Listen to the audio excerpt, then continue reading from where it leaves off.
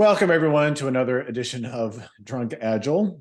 And please see the previous two videos for all the niceties of everything that we've been doing. We've got Nisha, we've got Prateek, we've got whiskey. That's Prateek's second or third one. I don't know. Second. I don't know. I'm seeing double. So as far as I know, that could be your fourth one. It's second. Just the first one was a little heavier pour than usual. Yeah. So you're going to get all kinds of good stuff from us tonight. Thank you everyone for joining. Prateek, there was something that came up in the ProKanban Slack community this today that I think warrants a little bit deeper conversation. Kind of a great back and forth. And the question or the discussion was around blockers, and specifically with blockers, what data should you be collecting? How should you be analyzing that data? You know, et cetera, et cetera, et cetera. So hopefully, if you're watching this channel, you know about how we talk about how to visualize blockers and things like that. But specifically from a data perspective, what data can we or should we be gleaning, or maybe potentially should not be gleaning, spoiler alert, from blockers? And what do we do with it? So I don't know, can you kick us off around let me actually say this one thing just before we get into that particular conversation, which is the ProKanban.org Slack community is where we get a lot of the inspiration for the things we talk about. So do join that community if this stuff interests you, and the conversations there are the ones we pull in here quite a bit. So yeah, the conversations around what do we do when we mark something blocked, and even further, the data that we're collecting when we mark things blocked, like the reasons why things have been blocked, how long they've been blocked, what do we do with that data? What is important? Which of those things are important to collect, and which of those things are potentially not important to collect? So Dan, what do you think we should be doing with that data? You're gonna let me go first and maybe piss some people off. Okay, fine, that's fine. So number one, yes, I am in favor of tracking blockers. Yes, I'm a huge proponent of having your team should have some policies around defining what a blocker is, what a blocker isn't, and how you track those things. Where I start to get a bit funny is about what we do with that data, because we have to be very, very, very, very careful. A lot of times, these blockers will represent just noise in your system. In fact, by definition, the majority of the time, they're just going to represent noise in your system. So I'm going to come at it from a variation perspective. Prateek's going to come at this from a different perspective in a little bit. Most of the time, those blockers represent noise in your system. So you can spend a lot of time tracking when a blocker started and when a blocker finished, and grab all that data and maybe even put it into, I believe there are some tools out there that you can put this stuff in and potentially make decisions on that. From a variation perspective, I don't want to say the only time, I shouldn't say the only time, but probably the biggest reason why I would ever care about a blocker is if that blocker represents assignable cause. Now, Prateek and I keep threatening about doing a Drunk Agile series on variation, and that will come at some point. I don't know when, but it will come at some point. It'll probably be it'll almost certainly be part of our cohort that we mentioned. Yeah, absolutely. Yeah. In the last video, if we've talked about previous that. Or next. Whatever. We don't know. Whatever that order is.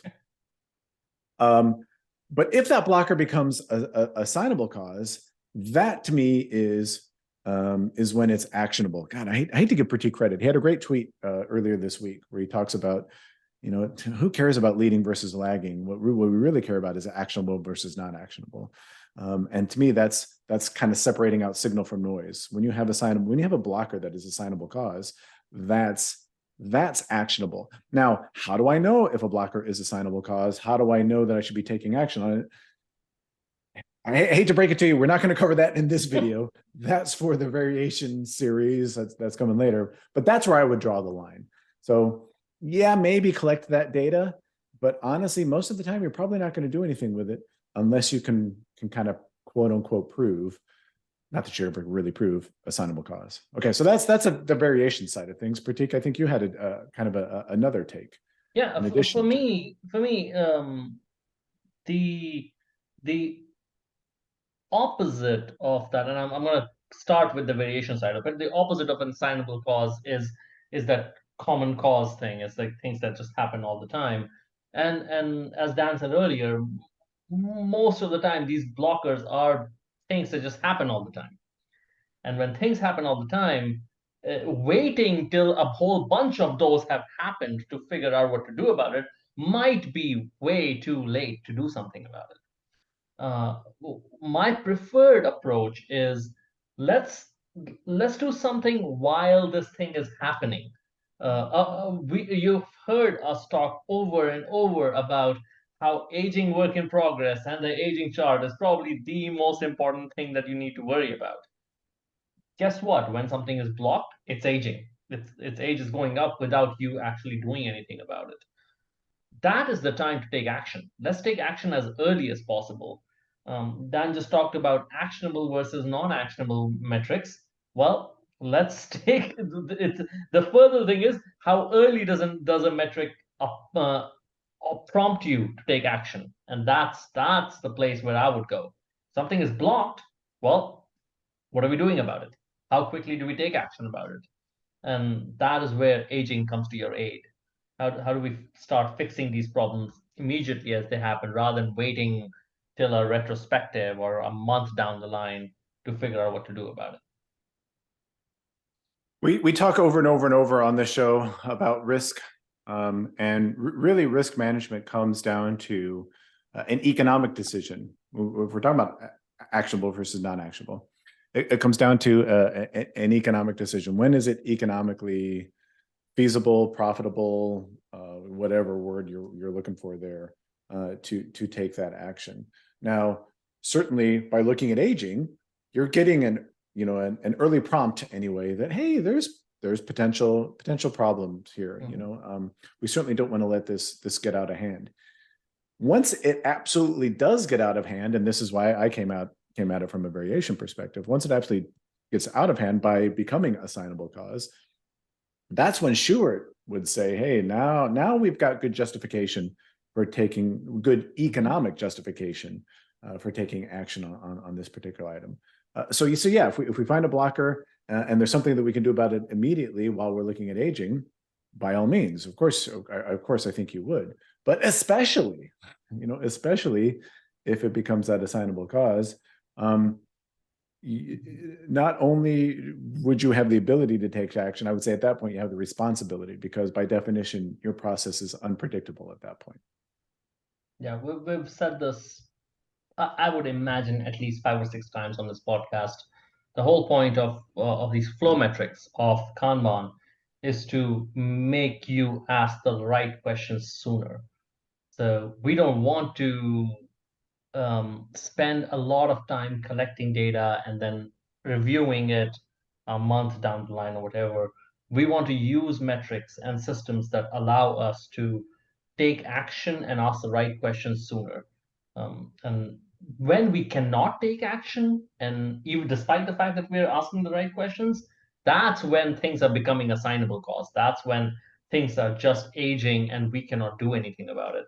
That's where, as Dan was saying, we get to a completely different realm of what do we do about this thing that keeps happening and costs us a lot of money. So I was just thinking, because I don't listen to you when you talk. Yeah. I was just thinking, have we actually done an episode on some blocker policies? Have we ever done that? I can't. I don't believe we have. We might have mentioned them, but I don't believe we have. So anyway, leave us a comment, drop us a line or whatever, because again, this is probably not the video for that. But if you want us to go a little bit deeper into, well, what are some of these blocker policies and what's some of that data that we should collect? How many interesting conversations did we have at Ultimate Software around this? We were trying to coordinate blockers across 30 engineering teams? Yeah, 30 to 50. They kept increasing in number. So yeah. Yeah, and you had the added complication of Jira and how Jira wants to handle or not handle blockers and things like that. So We can certainly get into a lot of that. If you want to hear more about those blocker policies, that's what we're here for. That's what this podcast is all about. Leave us a comment, drop us a line, whatever you want to do. Anything else we want to say about actionable versus non-actionable blockers and things like that for now, though? Yeah, the only thing, and again, this is to repeat everything we've just said, take action as early as possible. Don't wait to collect the data to take action. But then once you do have that clear signal, if you're not taking action, then we can't help you, right? I don't know. I don't know what else to tell you, right?